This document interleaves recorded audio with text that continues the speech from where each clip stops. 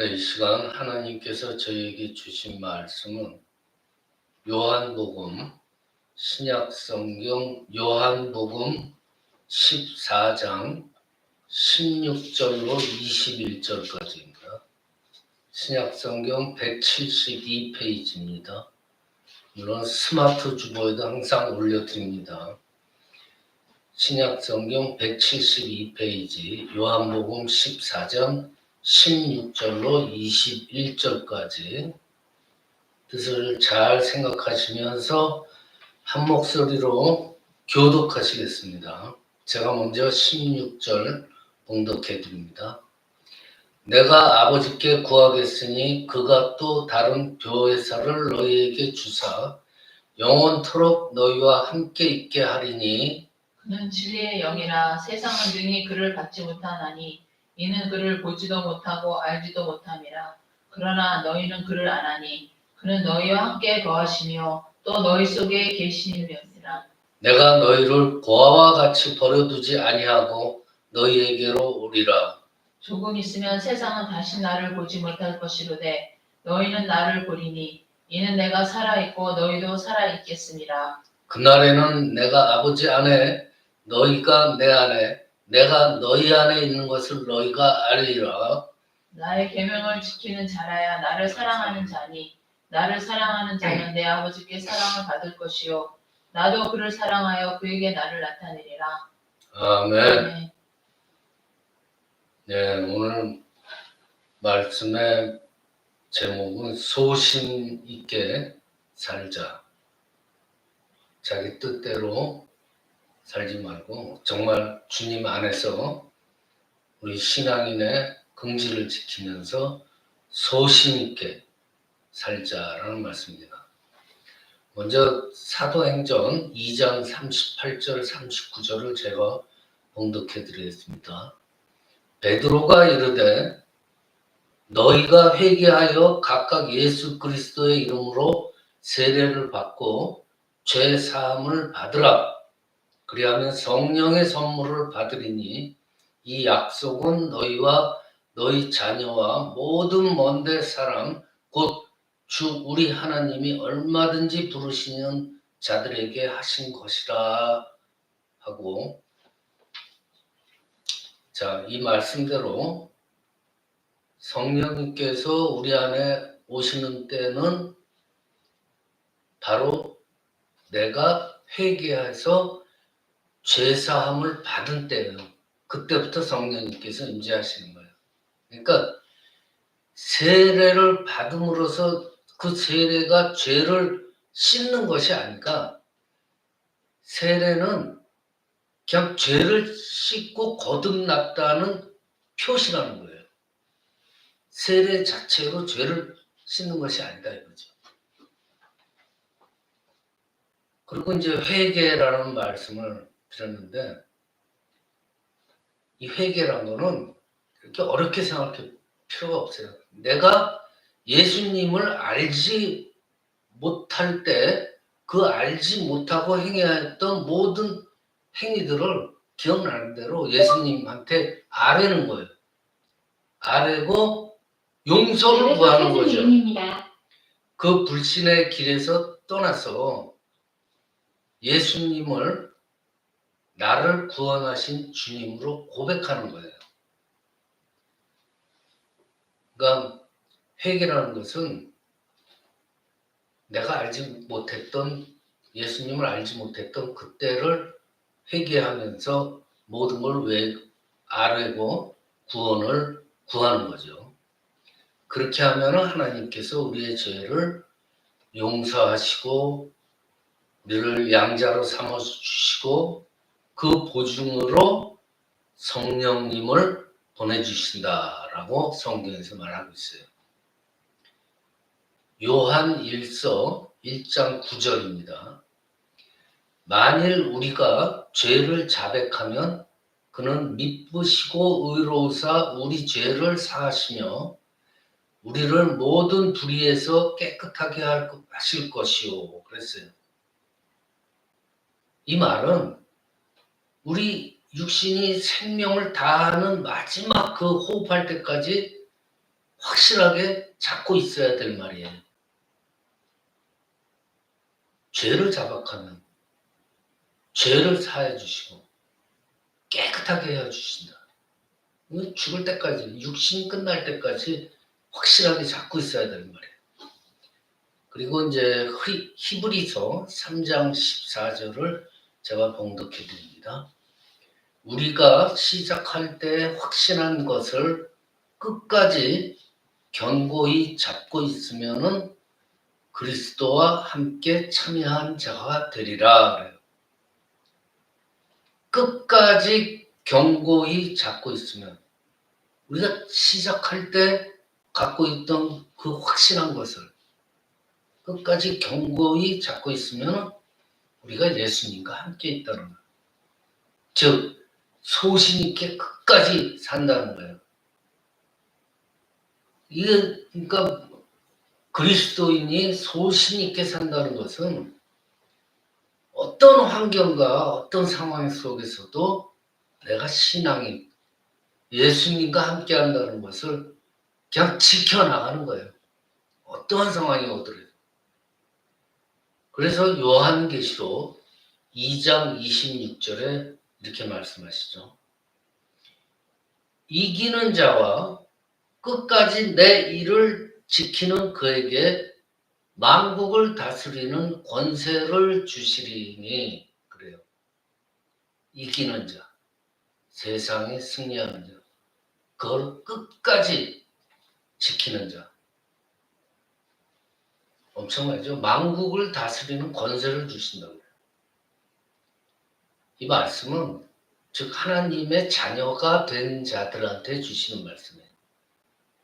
이 명분, 이 말씀은 아까도 말씀드렸죠. 우리가 육신의 생명이 끝나는 그날까지 우리가 꼭 붙잡고 있어야 된다.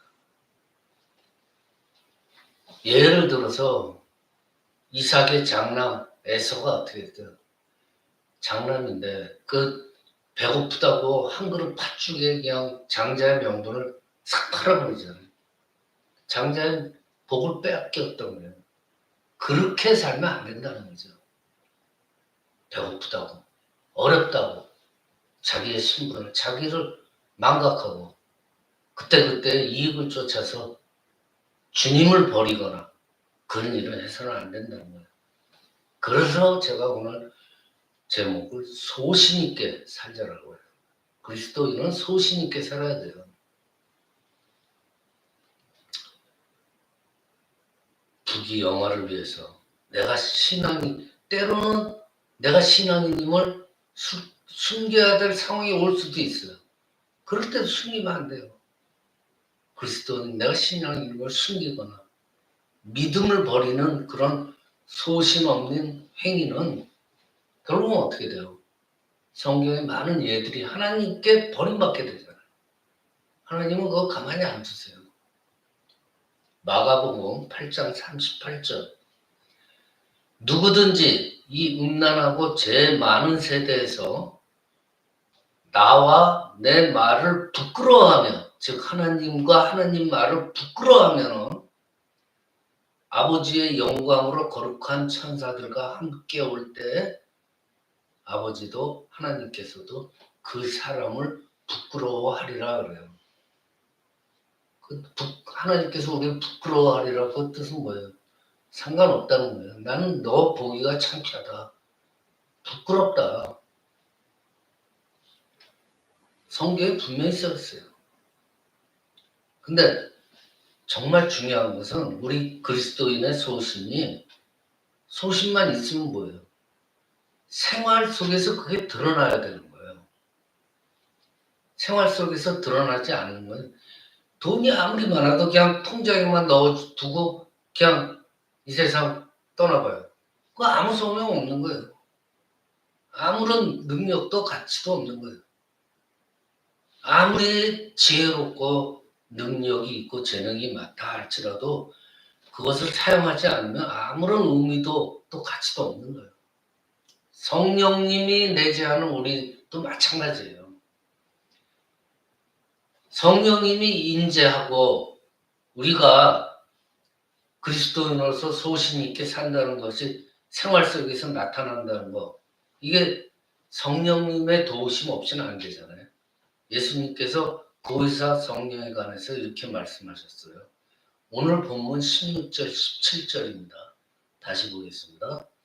내가 아버지께 구하겠으니 그가 또 다른 보혜사를 너희에게 주사 영원토록 너희와 함께 있게 하리니 그는 진리의 영이라.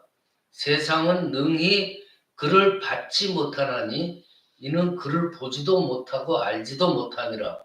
그러나 너희는 그를 아나니 그는 너희와 함께 거하시며 또 너희 속에 계시겠음이리라. 그래요. 예수 그리스도를 믿는 사람과 믿지 않는 사람, 즉 성도와 세상 사람의 차이를 바로 이 성령님의 임재하심의 차이가 있다고 말씀하시는 거예요. 성령님. 즉 교회 생활을, 큰 교회 가서 그냥 교회 생활을 열심히 한다고 왔다 갔다 하고, 근데 그 사람 속에 성령님이 없다면 그냥 세상 사람과 똑같은 거예요. 예수님이 분명히 말하잖아요.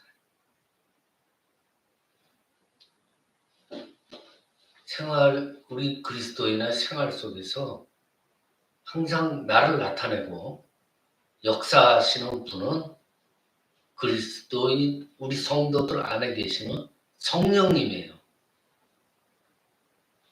근데 우리 신앙인들이 반드시 기억해야 될 사항이 있어요. 성령님이 임재하고 있으면 뭐예요? 성령님께서 내 삶을 주도하도록 그 성령님의 자리, 내가 주인이 아니고 성령님이 주인이라는 이 주인의 자리를 내어드려야 돼. 마음 비우고, 나를 비우고. 쉽게 말한다면 성령님께서 내 안에 계시지만 여전히 나 자신이 주인이 되어 있다면 어떻게 했어요? 간단한 원리. 하나님의 역사는 일어나지 않아요. 왜냐하면 성령님이 액션 확실할 수가 없어요. 내가 주인인데, 내가 딱 이렇게 맡고 있는데, 예수님께서는 그 말씀을 하시는 거예요. 성령이 내게 임하면 내가 너희와 함께 하리라. 성령님께서 주인의 역할을 할 수 있도록 자리를 내줘요. 예수님께서 좋은 예를 보여주시잖아요. 마가복음 4장 35절부터 41절에 예수님께서 행하신 이적이 나오죠. 바람과 풍랑을 아주 잔잔하게 하신 그 이적이 기록되어 있어요. 제자들과 함께 유대 지역에서 갈릴리 동쪽 광야 지역으로 가시려고 배에 딱 오르셨어요. 예수님이 배 뒤쪽에서 잠이 드셨죠. 갈릴리 호수에 큰 풍랑이 일어나서 하다못해 노도 못 져요. 그리고 배 안에 막 물까지 막 차들어와요. 이 제자들은요, 예수님과 함께 있었던 제자들은 그 갈릴리 호수에서 어부로 아주 잔뼈가 굵은 제자들도 많아요. 근데 그 호수에서 잔뼈가 굵은 제자들도 어떻게 할 수가 없어요. 너무 심한 풍랑을 맞는 거예요. 근데 뒤쪽에서 곤히 예수님은 주무시고 계세요. 그래서 제자들이 할 수 없이 예수님을 깨웠어요. 왜 이런 예수님이 바로 뭐라고 그러시냐면 잠잠하라, 고요하라 하고 명령하셨어요. 그 순간 바람도 멈추고 물길도 잔잔했어요. 자, 이 사건이 무엇을 말해주느냐? 예수님이 우리랑 함께 하고 계셔도 우리가 예수님께 맡기지 않으면은 여전히 인생은 풍랑 속에 있는 배와 같이 힘든 거예요. 예수님은 계시는데 예수님 깨워서 맡겨야 될 거 아니에요. 일을 하게. 그렇지 않으면은 그냥 풍랑 속에 있는 배와 같은 우리 인생이 돼요. 마찬가지로 내 안에 계시는 성령님께서 일할 수 있도록 나를 온전히 맡겨야 돼요.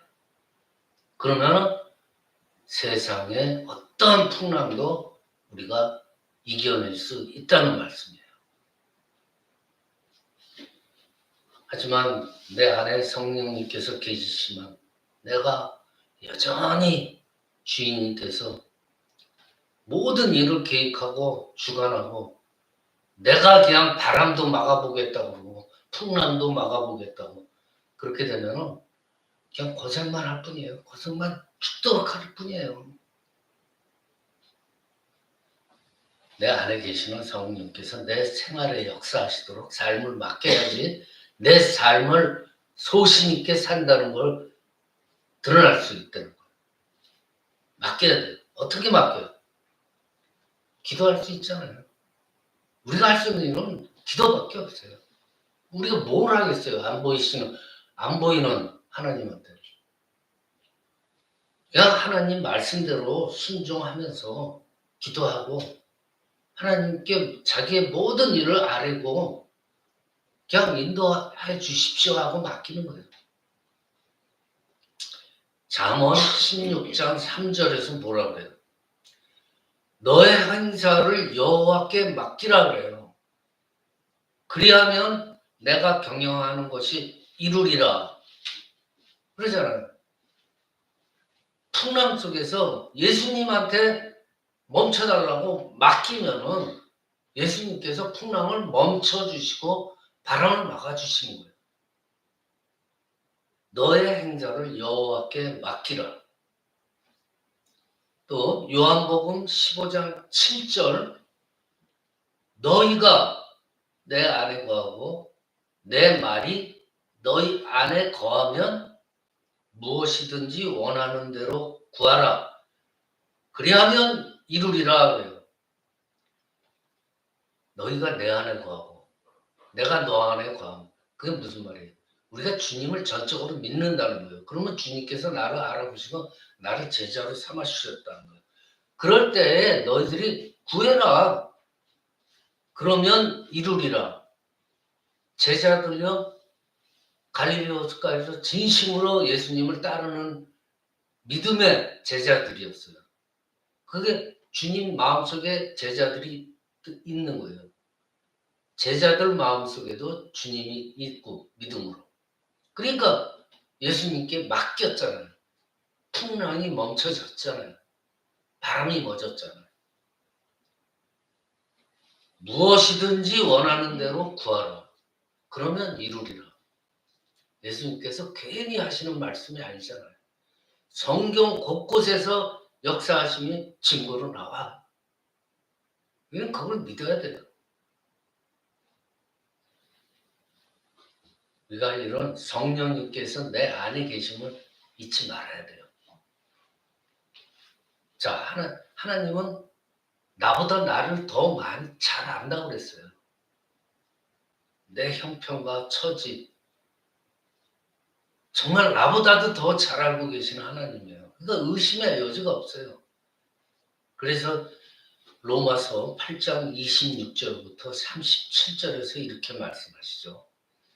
이와 같이 성령도 우리 연약함을 도우시나니 우리는 마땅히 기도할 바를 알지 못하나 오직 성령이 말할 수 없는 탄식으로 우리를 위하여 친히 간구하시느라 마음을 살피시는 이가 성령의 생각을 아시나니 이는 성령이 하나님의 뜻대로 성도를 위하여 간구하심이라 그래요. 이게 뭐예요? 성령님께서 우리 기도도 인도해 주신다는 거예요. 성령님이 이끄시는 기도. 내가 기도하는 것 같지만은 성령님이 인도하셔서 하나님께 아뢰는 거란 말이에요. 그러니까 우리 기도도요, 이게 하찮은 게 아니에요. 우리 삶에서 정말 성령님의 도우심과 인도하심을 이처럼 받으려면은 뭐라 그랬어요? 오늘 제목처럼 그리스도인으로서의 소신을 지키는 생활을 해야 된다. 에서처럼 배고프다고 팥죽 한 그릇에 자기 장자식을 싹 팔아먹었다. 후회하고. 그런 성도가 되면 안 된다는 거예요. 소신 있는 신앙인이 되어야 우리 속에 임재하시는 성령님의 도우심과 인도하심을 받을 수 있다는 걸 명심해야 됩니다. 말씀을 마칩니다. 정말 이 세상이 빠르게 돌아가고 있어요. 어디 세상 어디를 봐도 막 예상할 수 없는 일들이 막 툭툭 터지고 그래요. 그러다 보니까 사람들의 마음과 생각, 행동들이 어떻게 돼요? 세상이 바뀔수록 자꾸만 다급해져요. 급해지고 다급해져요. 결과를 빨리 봐야 돼요. 그러면서 이 세상이 점점 발달되고 있는 게 뭐예요? 쾌락, 향락, 엄청나게 지금 빠른 속도로 발전하고 있잖아요. 그런 세상, 정신이 없는 거예요. 세상 돌아가는 것만 봐도 내 향약 즐기랴, 내 욕심 채우랴, 세상 돌아가는 거 관심 채우랴. 정신없어요, 지금. 그런 와중에서도 우리 신앙인은 차분하게, 겸손하게 그리스도께로 향한 우리의 소신을 침착히 지켜나가면서 인생을 살아야 한다는 거예요. 이 길이 무슨 길이에요? 영생의 길이에요. 세상에 휩쓸려서 세상처럼 하나님께서 만인들에게 영생을 주셨냐? 하나님은 그러실 하나님 같죠? 아니잖아요. 성경 보세요. 선택받은 자들한테 영생을 준다 그랬어요. 100%, 100명이면 100명 다 주면. 그러니까 이 말은 뭐예요? 이 세상에 악한 영을 가진 사람들도 수없이 있다는 거예요. 그 악한 영들하고 같이 어울려서 이 세상 휩쓸리면은 뭘 못 얻어요? 하나님께서 주시는 구원과 영생을 못 얻는 거예요. 이거는 내 숨이 끊어진 다음부터 영원히 후회도 소용없는 일이에요.